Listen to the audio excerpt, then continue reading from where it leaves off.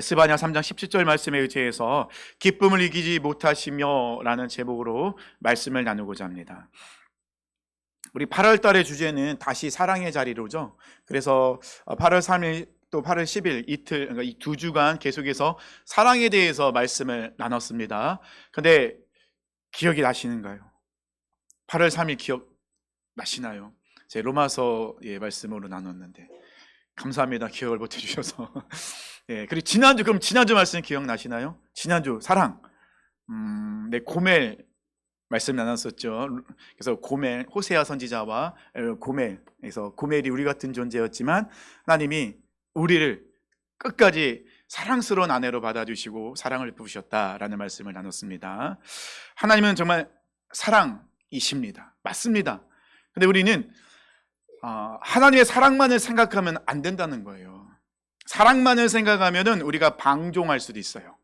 어차피 하나님 나를 사랑하시니 이래도 사랑하시고 저래도 사랑하시고 떠나도 사랑하시고 하나님이 있어도 사랑하시니 그래 내 멋대로 살다가 결정적일 때 진짜 위험할 때 그때 돌아가면은 품어주시겠지, 사랑해주겠지, 그런 착각 속에 빠지면 안 된다는 것입니다. 우리는 분명히 알아야 돼요. 우리 하나님 사랑의 하나님 맞습니다. 근데 사랑의 하나님만은 아니십니다. 우리 하나님은 공의의 하나님도 되십니다. 자, 공의의 하나님이라는 것은 우리 하나님은 반드시 죄에 대해서는 심판하시는 분, 그걸 감찰하시는 분이기 때문에 우리 마음에 숨겨놓은 아무도 모르지만 하나님은 다 알고 계세요. 다 꿰뚫어 보십니다. 그래서 우리는 죄를 숨기면 안 된다는 거예요. 하지만 그 공의의 하나님이 그 공의만 심판만 하시는 것이 아니라 죄악 중에 빠져있는 우리를 구원하시기 위해서, 우리를 살리시기 위해서 하나님의 아들 독생자 예수님 땅에 보내주시죠. 그리고 사랑을 베푸십니다. 십자가의 사랑으로 우리를 다시 살리셨죠. 하나님의 사랑이시라는 것은 진리입니다. 우리가 첫 번째 8월 3일 날 나눴던 말씀이죠. 로마서 5장 8절 말씀. 우리가 아직 죄인 되었을 때에 그리스도께서 우리를 위하여 죽으심으로 하나님께서 우리에 대한 자기의 사랑을 확증하셨느니라. 그러니까 하나님의 사랑은요, 말로만 하는 사랑 아니라는 것이죠. 난 너를 사랑해? 말로만. 맨날 말로만 사랑하는데, 근데 사랑하는 모습, 행동 아무것도 없으면 거짓 사랑이에요. 근데 우리 하나님은 사랑이라는 것을 분명히 약속하셨습니다. 그리고 어떻게 하면 행동으로 보여주셨어요. 예수님 십자가에 죽기까지 내어주심으로 인하여 우리를 얼마나 사랑하시는지 그 사랑을 예수님의 십자가의 죽으심으로 확증하셨다는 것입니다. 행동으로 보여주셨습니다. 근데 우리는 내가 믿어지지 않는다고 해서, 경험하지 못했다고 해서 하나님은 사랑하시는지 모르겠습니다라고 이야기했는데, 내가 경험하지 못했다고 해서 그 하나님의 사랑이 사라지는 것은 결코 아니라는 것입니다. 진리는 절대로 변하지 않습니다. 그러면 우리를 향한 하나님의 사랑도 절대로 변하지 않는다는 것이죠.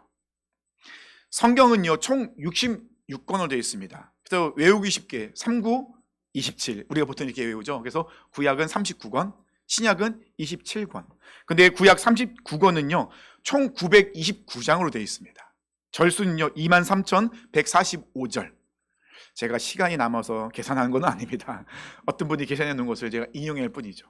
신약 27권은요 260장, 총 7,957절로 되어 있어요. 그래서 신구약 다 합치면요 총 1,189장, 31,102절로 되어 있습니다. 장수도 많고 절수도 많아요. 절이라고 이야기했지만요, 이거를 만약에 단어로 이야기한다면요 더 많아지겠죠. 그러면 이 성경 66권, 1189장, 31,102절, 그 많은 이야기들이 쓰여져 있는데 이 성경을 압축하면 딱 두 글자가 나오죠. 사랑입니다. 이 성경은요 우리 향한 하나님의 러브레터라고 하잖아요. 사랑입니다. 내가 너희를 얼마나 사랑하는지 아느냐. 그래서 예수님께서 율법학자에게 이야기하죠. 가장 큰 계명이 뭡니까? 내 목숨같이 하나님을 사랑하라. 하나님의 사랑은 끝나는 게 아니잖아요. 그리고 내 이웃을 내 몸처럼 사랑하라. 사랑입니다. 하나님이 우리를 사랑하시기 때문에 독생자를 보내주셨어요. 누구든지 그를 믿는 자마다 영생을 얻게 해주십니다. 그 하나님의 사랑의 메시지가 이 성경 안에 담겨져 있습니다. 근데 우리는 여전히 하나님께 질문하죠. 하나님이 나를 언제 사랑하셨습니까? 아니, 하나님 지금 나를 사랑하신 거 맞습니까? 근데 나를 사랑하는데 왜 나는 여전히 이 고난 중에, 어려움 중에 있어야 되죠? 나는 왜 이렇게 연약합니까? 부족합니까? 나는 왜 이렇게 무시당하고 어려움에 적혀 있습니까? 아무리 노력하려 해도 벗어날 수가 없습니다. 아니, 하나님이 사랑하신다면서요. 나를 잘하신다면서요. 나를 포기하지 않는다면서요. 근데 왜 난 여전히 어려움 속에 있습니까? 성경을 읽다 보면요, 하나님 맨날 우리를 협박하시는 것 같아요. 특히 이 선지서 같은 걸 읽어보세요. 선지서에서는요, 끊임없이 하나님이 심판과 징계를 말씀하십니다. 너희들 그렇게 가만히 그대로 가다가는 결국 너희도 심판받게 당한다. 너희들 징계를 당한다. 내가 너희를 가만두지 않고 무너뜨리겠다. 하나님 얼마나 협박하십니까? 경고하십니까? 하나님의 그 경고 앞에 설 수 있는 사람 아무도 없어요. 너무 무섭고 두렵다는 것입니다. 오늘 말씀이죠. 스바냐 선지자도 여호와의 날이라는 주제로 계속해서 말씀을 전하세요. 여호와의 날은요, 하나님께서 심판을 내리시는데 유다에게, 이스라엘에게만 심판을 내리시는 것이 아니라 온 백성, 온 나라, 모든 족속에게 심판하시겠다라고 말씀하고 있어요. 우리가 읽진 않았지만요, 스바냐 3장 1절 보시겠습니다. 1절 보니까요, 하나님이 뭐라고 말씀하십니까? 패역하고 더러운 곳, 포악한 그 성읍이 화 있을진저. 지금 하나님이 이스라엘을 뭐라고 부르십니까? 무엇이라고 표현합니까?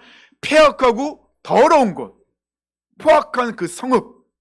근데 그것은 이스라엘에게만 말씀하시는 게 아니에요. 지금 우리가 사는 이 시대도 똑같다는 겁니다. 패역합니다. 더럽습니다. 포악합니다.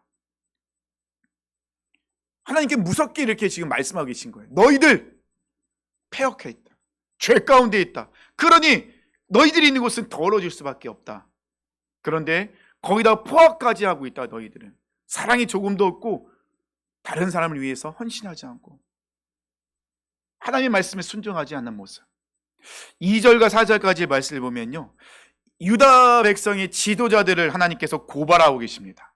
방백들은 사자 같고 재판관들은 이리 같습니다. 그들은 백성들을 사자와 이리처럼 물어뜯고 있습니다. 자기의 이익과 유익을 위해서. 선지자는 경솔하고 간사합니다. 경솔하다는 건 깊게 생각하지 않아요. 기도하지 않아요. 간사합니다. 하나님의 말씀을 이용할 뿐이에요. 선지자들이요. 그러면 제사장들은요, 성소를 더럽히고 율법을 지키지 않고 있습니다. 제사장들의 가장 큰 해야 될 일은요, 율법을 가르치고 성전을 깨끗하게 하는, 거룩하게 하는 것이 제사장들의 역할입니다. 근데 제사장들이 도리어 성전을 더럽히고 있어요. 율법을 지키지 않고 있습니다. 하나님께서 보시기에 얼마나 답답하시겠습니까? 우리가 봐도 답답하죠. 근데 거울을 보면 답답한 사람이 거울 앞에 서 있어요. 우리 또한 하나님 보시기에 답답한 모습이 많다는 것입니다. 아까 말씀드렸죠. 하나님은 공의한 하나님이라고. 재판장이십니다. 그러면 우리 하나님은 절대적인 선과 악을 정확하게 판단하신 분. 하나님의 말씀이 선, 하나님이 악이라는 것은 악입니다. 그러면 이 재판장이신 하나님께서 우리를 만약에 재판하신다면, 우리에게 유죄로 땅땅 선고하시면 우리는 그 어떤 변명도 하지 않고 못하고 형벌을 받아야 돼요. 우리는 감옥에 갇혀야 돼요. 근데 하나님은 그렇게 하지 않으십니다. 못하시는 것이 아니라 안 하십니다. 못한다와 안 한다는 건 정말 큰 차이가 있습니다. 못한다는 건 뭐죠? 권세도 없고 능력도 없다는 거예요. 할 수가 없는 거예요. 안 한다는 건요, 권세와 능력이 있지만, 힘이 있지만 안 하겠다는 거예요. 참겠다는, 인내하겠다는 것입니다. 하나님이 우리에게 그렇게 인내하고 계신 거예요. 못하시는 것이 아니라 안 하고 계신 거예요. 끊임없이 우리에게 기회를 주고 계시다는 것입니다. 대신 하나님은 우리에게 경고하시죠. 6절과 7절 말씀 보면요, 하나님 무서운 심판이 있습니다. 그리고 8절에 넘어가면 그 심판의 절정에 이르죠. 하나님이 이렇게 말씀하십니다. 온 땅이 나의 질투의 불에 소멸되리라. 그냥 온 땅이 불로 심판받게 된다는 겁니다. 그때는 그 누구도 피해갈 수가 없어요. 무서운 경고의 말씀입니다. 근데 이 하나님의 경고의 메시지는요, 지금 스바냐 선지자에게만 하신 말씀은 아니에요. 저희가 새벽에 지금 에스겔의 말씀을 묵상하고 있는데요, 설교하기가 너무 어려워요. 왜냐면요, 지금 몇 주째 설교하고 있는데 내용이 거의 비슷해요. 이스라엘 백성들 들어라. 너희들 이렇게 죄 지으면 안 된다. 죄 지으면 너희들 심판받는다. 그러니 듣고 회개하고 돌아봐라. 그럼 에스겔 선지자가 전화합니다. 그럼 이스라엘 백성들은요, 안 들어요. 하나님이 심판하신다고요? 그럼 해보세요. 우리는 내가 하고 싶은 대로 살겠습니다. 이게 계속 같은 패턴으로 반복되고 있어요. 그럼 제가 설교하면요, 어제 설교고 오늘 설교가 똑같아요. 내용이 단어가 바뀌었을 뿐이지 비슷한 내용이에요. 계속 그 내용을 제가 설교해야 돼요. 새벽에 나오신 분들은 계속 혼나고 있어요. 지금 죄 지은 건 아닌데 계속 혼나고 있습니다. 지금 새벽에 나오시는 분들은. 말씀을 전할 때도 되게 마음이 무거워요. 에스겔 선지자, 그것뿐만 아니라 이 선지서에 나와 있는 대로 하나님께서 이스라엘 백성을 심판하시면 이스라엘은 가루가 되어서 지금 완전히 사라져 있어야 돼요. 이스라엘 백성들은 얼마나 마음이 완악합니까? 얼마나 고집부립니까? 그렇게 두드려 맞으면서도, 징계당하면서도 그때는 하나님 잘못했습니다 막 빌고 돌이킬 것 같지만은 조금만 숨이 트이면은 언제 그랬는지 다시 죄악된 길로 돌아갑니다. 이게 우리의 이 죄된 본성이 그만큼 굉장히 강하다는 거예요. 이 원죄 쓴뿌리가 뽑히지가 않아요. 너무 어려워요. 틈만 나면은 계속 하나님을 대적하게 만드는 것이 바로 우리의 모습이기도 해요. 근데 이스라엘이 지금 가루가 되어 사라졌나요? 아니잖아요.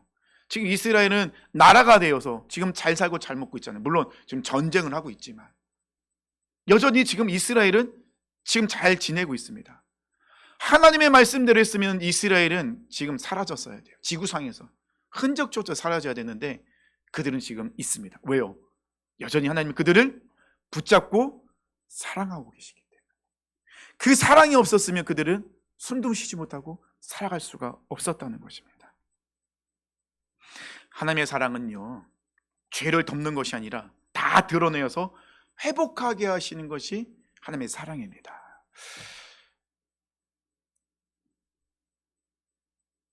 갑자기 제가 까먹었는데 그 장군 있죠. 나아만 장군. 네. 1부 때 얘기하고 2부 때 까먹었는데 나아만 장군이 문둥병자였습니다. 문둥병은 아시죠? 살이 썩어 들어가죠. 온몸이 고름이 차고 썩습니다. 냄새가 납니다. 그래서 이 나아만 장군은 자기의 이 썩은 살을 숨기기 위해서 가장 값싸고 좋은 그런 옷으로 자기의 몸을 감쌉니다. 아닌 척 감추고 있죠. 겉으로는 아닌 것 같지만 그 안에는 뭐가 있습니까? 썩어가는 피부가 있다는 것입니다. 나만 장군의 엘리사 선지자를 만나죠. 이 선지자는 나만 장군에게 뭐라고 하죠? 너는 요단강에 가서 몸을 7번 씻으라. 씻으라는 원어적으로 보면 목욕하라는 겁니다. 목욕하려면 어떻게 합니까? 옷을 벗어야 돼요. 근데 나만 장군은 옷을 벗을 수가 없어요. 옷을 벗으면 이제 지금 거기는 노천탕이나 강이잖아요. 완전히 사방이 다 뚫려 있잖아요. 옷을 벗으면 나만 장군은 뭐가 드러나죠? 썩은 살이 드러나게 되는 거예요.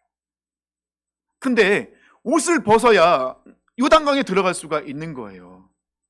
그러면 나만 장군이 고침받기 위해서 해야 될 건 뭐죠? 자기의 썩은 살을 드러내야 돼요. 선지자는 나만 장군에게 뭘 얘기하고 있습니까? 네가 고치지 못하는 너의 그 썩은 살을 다 드러내야 된다는 것이죠. 감춘다고 해결이 되지 않습니다. 하나님의 사랑은요, 죄를 그냥 덮어주시는 사랑이 아니에요. 덮어주는 것은 해결이 아니잖아요. 나만 장군은 물에 들어갑니다. 부끄럽죠. 자기의 이 썩은 살이 다 드러났는데, 부하들이 보고 있는데 한 번 들어갑니다. 기대하죠. 들어가서 나왔을 때 몸이 좀 해결됐으면 좋겠는데, 근데 해결이 안 돼요. 여전히 똑같습니다. 2번, 3번, 4번, 5번, 6번 당합니다. 근데 여전히 살은 썩어 들어가고 있어요. 결정해야 됩니다. 속았구나. 내가 이럴 줄 알았어. 내가 여기서 이렇게 옷을 벗고 내가 여기서 요단강, 이 더러운 요단강에서 몸을 씻는 게 아닌데 속아버렸어. 지금까지 했는데 아무 변화가 안 일어나고 있어. 속았다 하고 옷을 입고 가버리면 죽는 거예요. 뭘 해야 됩니까? 한 번 남았습니다. 근데 사실 우리 많은 그리스도인들이 이 한 번을 넘기질 못해요. 6번까지는 꾸역꾸역 가는데 이 한 번에 딱 걸려 넘어져요. 이걸 넘어가야 되는데 넘어가질 못해요. 나만 정도 고민했겠죠. 6번까지 했는데. 근데 사실 쉬울 것 같죠? 안 돼요. 6번까지 했는데 뭔가 변화가 일어나야 되잖아요. 막 점점점 손등에서 막 살이 올라온다든지 이런 변화가 일어나야 되는데 6번을 담글 정도로 몸의 변화가 일어나지 않습니다. 결정해야 됩니다. 여기서 그만둘 것인지 한 번 더 담글 것인지. 나만 장군은 한 번 더 담금. 이거 중요합니다. 왜요? 하나님이 말씀하신 방법과 시간과 횟수이기 때문에 그래요. 우리는 하나님의 말씀 그 수준에 이루지를 못해요. 항상 내 수준에서 멈췄어요. 여기까지 내가 최선을 다했어. 나만 장군은 그러죠. 최선을 다해서 6번 담그는 거. 여기까지야 내가 할 수 있는 거. 한 번 더 할 수 있잖아요. 한 번을 더 들어가야 되는 거죠. 나만 장군이 들어갑니다. 들어가다 나왔는데 놀랍죠. 나만 장군이 살이 썩어 들어갔던 살이 골마 터졌던 그 살이 완전히 어린아이 살처럼 깨끗하게 회복되었다는 것입니다. 하나님의 사랑은요, 우리의 그 수치심, 죄의 더러운 이 모든 것을 드러내십니다. 드러내시는 것이 사랑이에요. 드러내야 고침받습니다. 드러내야 회복이 됩니다. 감추고 숨기면요, 회복이 되지 않아요.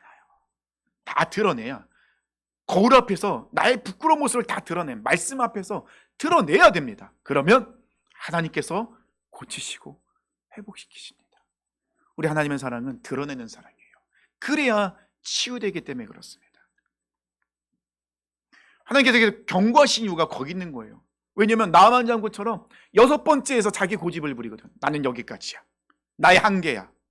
그리고 고집이 얼마나 센지 버티고 있는 거예요. 하나님의 목적은요, 징계와 심판이 아니에요.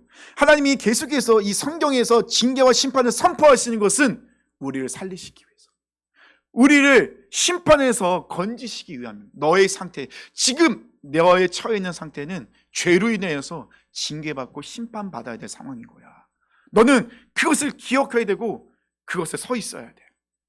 그리고 내가 믿음으로 네가 내 앞에 서 있으면 내가 너를 고치고 치유할 거야. 내가 이렇게 징계와 심판을 선포하는 것은 목적은 너를 괴롭게 하는 것이 아니라 너를 고치고 살리기 위함이다. 하나님의 사랑은요, 이렇게 드러내는 사랑입니다. 또 하나님의 사랑은요, 직접 찾아오시는 사랑, 기다리시는 사랑입니다. 그래서 계속 말씀하시죠. 휴부, 돌아와라. 돌아와라. 얼마나 끊임없이 외치고 있습니까? 요한복음 1장 12절에 보니까요, 영접하는 자, 곧 그 이름을 믿는 자들에게는 하나님의 자녀가 되는 권세를 주셨으니. 그러니까 우리 하나님의 자녀가 되기 위해서는 반드시 예수님을 나의 구원자로 영접하여 믿어야 됩니다. 믿어 영접해야 된다는 것이죠.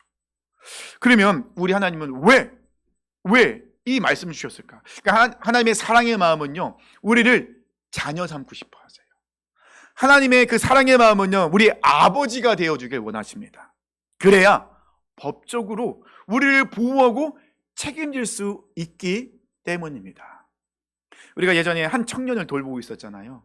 그 청년은 법적으로 아버지와 부모님이 계셨어요. 그래서 우리가 할 수 있는 것은 한계가 있었습니다. 왜냐하면 무엇인가를 도와주려면 법적으로 부모님이 계시기 때문에 그분이 허락하지 않으면 아무것도 안 돼요.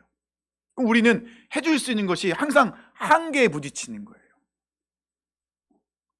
근데 법적으로 보호자는요, 그 청년을 돌볼 수 있어요. 법적으로 책임지면서 법적인 테두리 안에서 모든 것을 해줄 수 있어요. 하나님이 이 요한복음 1장 12절 말씀을 통해서 뭐라고 말씀하십니까? 나는 너희의 아버지다. 법적인 아버지시라는 거예요. 그래서 사탄이 우리에게 어떤 말도 할 수가 없는 거예요. 왜냐하면 하나님이 우리의 법적인 보호자, 아버지시잖아요. 그러면 하나님이 내 사랑하는 딸, 내 아들이 고통당할 때 사탄에게 명령하실 수 있어요. 내 아들이다. 더 이상 하지 마라. 너희들은 내 아들에게 딸에게 어떤 영향력 행사할 수 없다. 하나님이 선포하시는 거죠. 법적인 아버지시기 때문에. 그래서 예수님이 하나님을 아버지라 부르신 이유가 거기 있는 거예요. 우리의 법적인 아버지신 하나님께서 우리를 자녀로서 지키시고 보호하시는 거예요. 그 어떤 것도 공격하지 못하도록. 우리가 하나님의 자녀에서 떨어진 이유는 딱 하나밖에 없죠. 뭐죠? 죄. 그래서 로마서 3장 23절이죠. 모든 사람이 죄를 범하였음에 하나님의 영광에 이르지 못하더니. 로마서 6장 23절은요. 죄의 삭은 사망요 하나님의 은사는 그리스도 예수 우리 주 안에 있는 영생이니라. 가장 큰 문제는 무슨 문제라고요? 죄의 문제. 이 죄의 문제가 하나님과 우리 사이를 멀어지게 했습니다. 그래서 이사야 59장 1절과 2절 말씀하시죠. 여호와의 손이 짧아 구원하지 못하심도 아니요 귀가 드나여 듣지 못하심도 아니라. 하나님의 능력이 없어서 우리를 구원 못하시는 것도 아니고 하나님의 귀가 없어서 우리가 부르짖을 때 듣지 못하심도 아니라는 겁니다. 오직 너희 죄악이 너희와 너희 하나님 사이를 갈라놓았고 너희 죄가 그 얼굴을 가리어서 너희에게서 듣지 않으시게 못하시는 게 아니라 지금 안 하고 계시다는 거예요. 왜요? 죄 때문에. 이 죄 때문에. 그래서 하나님이 성경에서 계속해서 심판을 선포하신 이유가 이 죄가 얼마나 무겁고 심각하고 더러운 것인지를 알려주시는 거예요. 너희들이 그 죄 가운데 있으면 결국은 심판받을 수밖에 없는 거야. 그 죄가 너희가 나에게로 나오지 못하도록 만들고 있지 않니?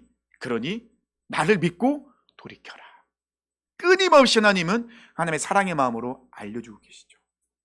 그러면 이 말씀만으로는 하나님의 사랑이 우리를 향한 사랑이 어떤 마음이 잘 모르잖아요. 그래서 오늘 본문의 말씀이 하나님의 그 우리를 향한 사랑의 마음이 그대로 담겨져 있다는 것입니다.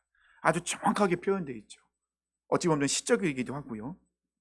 그래서 오늘 본문에서는 두 가지 하나님의 사랑을 우리가 볼 수 있다. 첫 번째 하나님의 사랑은요, 우리 가운데 계십니다. 우리 가운데 계시다는 것입니다. 17절 보니까요, 너희 하나님 여호와가 너희 가운데 계시니 그는 구원을 베푸실 전능자이시라. 하나님은 구원을 베푸시는 전능자이시죠. 그 전능자가 지금 어디 계시다고요? 우리 가운데. 하나님은 거룩하신 분입니다. 거룩하다는 건 뭐죠? 깨끗한 분이에요. 죄가 조금도 없다는 것이죠. 아무 흠도 없고 죄도 없는 분이 우리 하나님이십니다. 근데 그 깨끗하신 거룩하신 하나님이 지금 어디 가운데 계시다고요? 죄로 인하여 더러워진 우리 가운데 끝까지 함께하고 계시다는 겁니다. 제가 이 말씀 좀 더 좀 쉽게 전해드리려고요. 예화를 들 건데 좀 약간 직설적인 예화입니다. 예화라기보다는 설명인데요. 돼지우리 보면은 돼지가 사는 돼지우리는 굉장히 지저분합니다. 돼지는 스스로 자기를 치울 수 없죠. 돼지는 그 우리에다가 똥을 싸기도 하고 또 여러 가지 음식물도 흘리기도 하고 그래서 돼지우리가 냄새가 나고 더럽습니다. 그럼 사랑하는 성도님들 옷을 목욕을 하고 깨끗이 옷을 갈아입고 돼지우리에 들어가서 돼지들과 함께 식사를 하고 그곳에 잠을 자시겠습니까? 주무시겠습니까? 못하죠. 더럽잖아요. 냄새나잖아요. 물론 애완용으로 키우는 돼지도 있습니다. 애완용으로 키우는 돼지는 깨끗해요. 목욕도 시키고 음식도 조절하고 또 변을 볼 때도 정해진 곳에 변을 봅니다. 깨끗하기 때문에 이 주인의 침대에 올라올 수가 있어요.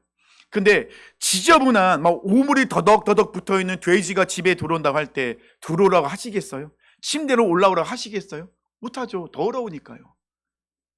제가 좀 직설적으로 표현한 거지만 우리 하나님은 깨끗하신 분, 죄가 전혀 없는 거룩하신 분이에요. 근데 그 깨끗하신 하나님이 죄악으로 가득 차 있는 더러운 우리 가운데 함께 하신다는 거예요. 우리 함께 먹고 마시고 같이 하신다는 거예요. 하나님의 희생이신 거죠. 하나님이 그러실 필요가 없어요. 근데 왜요? 구원을 베푸실 전능자가 우리를 구원하시기 위해서, 우리를 구원하시기 위해서, 우리를 사랑하시기 때문에 우리 가운데 계시는 거예요. 그래야 우리가 구원받을 수 있기 때문에, 하나님을 보면서 우리가 얼마나 더러운지를 알 수 있기 때문에 하나님 우리와 함께 하신다는 것입니다. 우리가 고난 중에 있을 때, 우리가 힘들어 넘어졌을 때 우리 하나님은 떠나 계신 분이 아니라 우리를 업고 그 인생의 길을 가고 계신 분이라는 거죠. 그래서 스바냐 3장 17절은 이걸 먼저 얘기하고 있는 거예요. 그 전능자, 구원을 베푸신 전능자가 우리와 함께 하시다. 그래서 우리에게 사랑과 구원을 베풀고 계시다. 이것을 기억하는 거예요. 두 번째, 하나님의 사랑은요, 나로 인하여 기쁨을 이기지 못하시는 분이세요. 저는 이 표현에서 참 많이 무너졌습니다. 도대체 내가 무엇이길래 우리 하나님께서 나를 보시면서 기쁨을 이기지 못한다라고까지 말씀하고 계실까? 하나님 앞에서 제가 뭔가 잘하는 것이 없거든요. 부끄럽거든요. 그런데도 불구하고 하나님은 김태우라는 이 김태우라는 이름을 부르시면서 나를 생각할 때마다 기쁨을 이기지 못한다고 지금 말씀하고 계십니다. 지금 제가 좀 철 좀 들어서 그렇지, 제가 질풍노도의 시기에서는 하나님을 정말 하나님에 까칠하게 굴 때가 많았어요. 하나님 정말 살아계신 분 맞습니까? 전능하신 분이라면 왜 그러십니까? 능력 없는 거 아니에요? 정말 까칠하게 하는 게 굴 때가 참 많았었어요. 근데 철이 들고 나니까 굉장히 그런 것들이 부끄러운 모습이더라고요.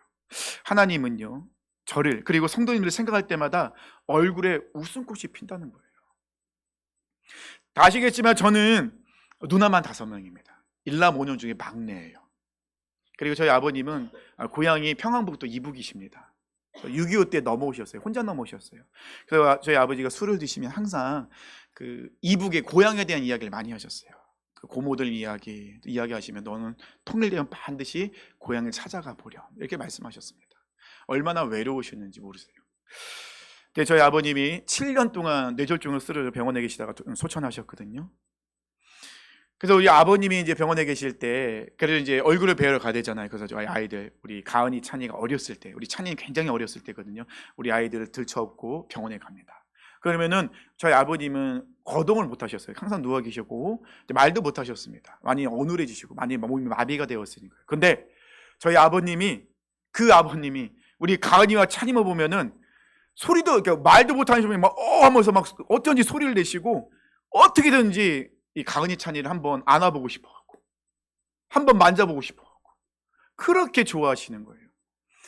평소에는 저희 아버님이 늘 고통 중에 인상을 쓰고 계셨어요.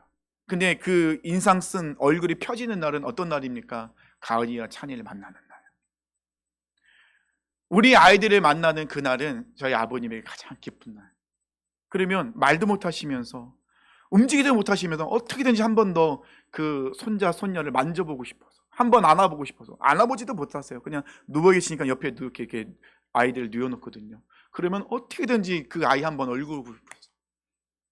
사실 저희 아이들이 저희 아버님에 대해 해드린 게 아무것도 없거든요. 아직 어리잖아요. 용돈을 드린 적도 없습니다. 사랑한다고 한 번도 이야기해 본 적도 없습니다. 안마를 해드린 적도 없어요. 저희 아버님의 마음을 기쁘게 해드린 적 한 번도 없습니다. 왜냐면 우리 아이들 태어났을 때 아버님이 아프셨으니까요. 병원에 계셨으니까. 그런데 저희 아버님은 그런 게 중요하지 않아요. 저희 아버님은 우리 찬이와 가은이 얼굴 보는 것만으로도, 이 아이들의 생각만으로도 그냥 기쁨이 넘치시는 거예요. 이 기뻐할 때는 육신의 고통이 다 사라지시는 것 같아요. 어떻게든지 한번 만나고 싶어서, 보고 싶어서. 우리가 하나님께 그런 존재라는 겁니다. 하나님은 우리 이름을 생각할 때마다 기쁨이 넘친다는 것이죠. 하나님 보시기에 우리는 그런 소중한 존재입니다. 제가 책을 읽는데 한 선교사님의 이야기가 있었습니다. 이 선교사님은 아프리카에서 선교하시는 분이신데요, 아프리카 한 그 부족에 추장이 있었는데 이 추장의 아들이 정말 똑똑했다고 합니다. 그래서 외국에서 공부를 하고 돌아온 거예요.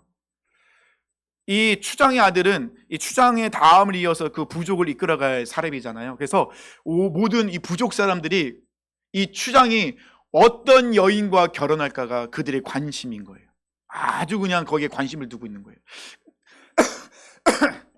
그런데 이 부족에 풍습이 하나 있는데, 이 남자가 결혼할 때는 자기가 결혼하고 싶은 여자의 집에 갈 때 선물을 가져가야 되는데, 선물이 뭐냐? 암소 2-3마리인 거예요. 그래서 암소 2-3마리를 끌고 내가 결혼한 여자 집에 선물을 주고 이 여인을 데리고 오는 거예요. 근데 그 여인이 조금 인기가 있는 여인은 암소가 5마리래요. 5마리를 받으면 나는 이렇게 인기가 있는 여인. 근데 보통 한 2-3마리라고 합니다. 네, 추장이 하루는 이 추장의 아들이 암소 12마리를 끌고 집을 나서는 거예요.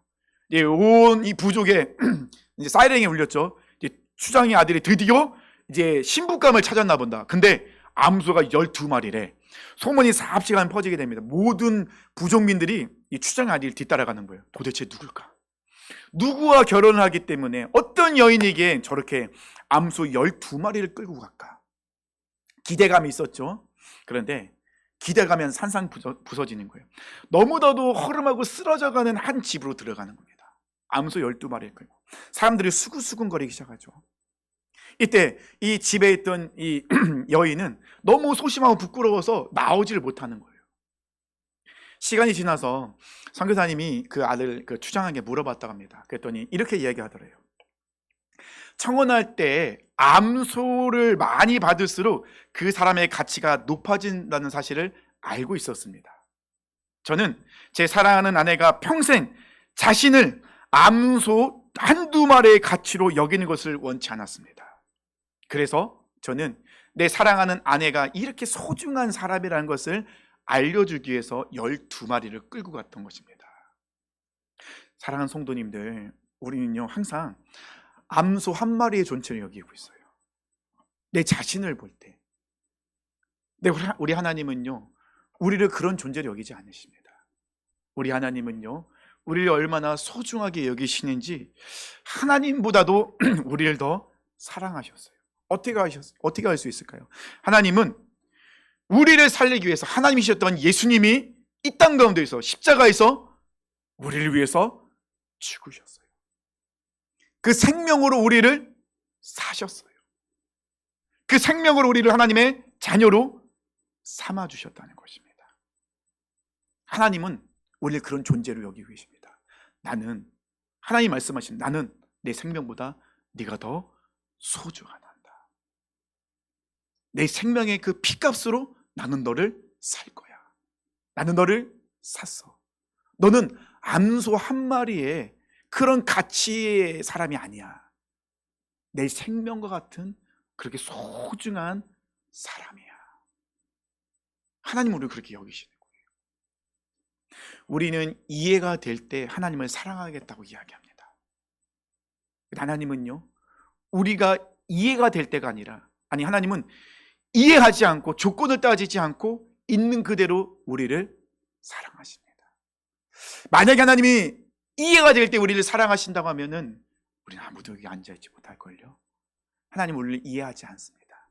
그냥 우리 있는 그대로를 사랑하신 분이 바로 우리 아바 아버지 하나님 아버지이십니다. 우리는 사랑을 할 때 언제 사랑합니까? 나와 생각이 맞을 때, 나와 비슷할 때, 나에 잘 맞을 때, 내가 무엇인가를 얻을 수 있는 사람, 이런 사람들은 사랑합니다.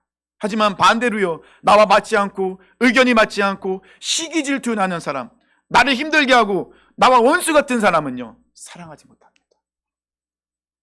근데 하나님은요 우리 하나님은 우리가 가장 연약할 때, 죄인 중에 있을 때, 우리가 하나님을 대적하는 그때도 하나님 우리를 여전히 사랑하고 계셨다는 것입니다.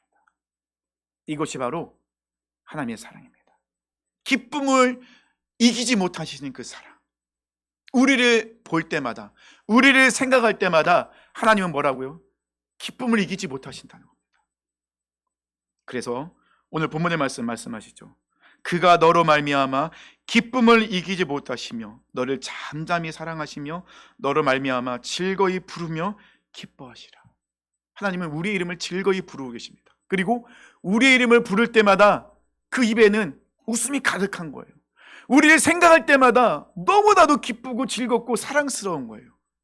우리가 무엇인가를 잘해서가 아니에요. 있는 그대로를 우리는 사랑하고 계시다는 것입니다. 사랑 성도님들, 제발 이것을 잊지 않았으면 좋겠습니다. 스스로를 암소 한 마리로 존재로 여기지 마세요. 하나님의 그 생명으로 우리를 구원하신 그 사랑받는 존재들입니다. 얼마나 소중합니까? 우리 하나님은 우리를 그렇게 소중하게 계신데 왜 우리는 스스로를 그렇게 하찮은 존재로 이야기하시고 자존감이 낮아져서 왜 낙심하여 쓰러져 계십니까? 하나님 우리를 그렇게 만들지 않으셨는데, 하나님 우리를 그렇게 생각하지 않으시는데, 하나님 우리를 그렇게 사랑하시는데 왜 그렇게 생각하십니까? 그는 사탄이, 세상이 우리를 그렇게 넘어뜨리는 그 잘못된 거짓말이에요.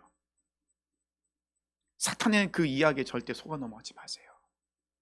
분명히 말씀하시잖아요. 하나님이 우리에게 주신 말, 내가 너로 인하여 기쁨을 이기지 못하니. 이것은 하나님 우리에게 주신 말씀입니다. 사랑하는 성도님들, 이 말씀을 통하여서 다시 한번 이 말씀을 읽으면서 거울 앞에 서보세요. 거울 앞에 서 있는 사람이 하나님이 기쁨을 이기지 못하는 그 사람이 그 거울 앞에 서 있어요. 그리고 우리가 감사하며 나갔으면 좋겠습니다. 세상의 가치관에 무너지지 마시고 우리는 하나님의 그 말씀을 붙잡고 사랑받는 존재라는 걸 깨달으시며 우리가 승리했으면 좋겠습니다. 그리고 우리 또한 그렇게 하나님을 사랑한다고 고백하는 우리 사랑하는 모든 성도 되시길 축원합니다.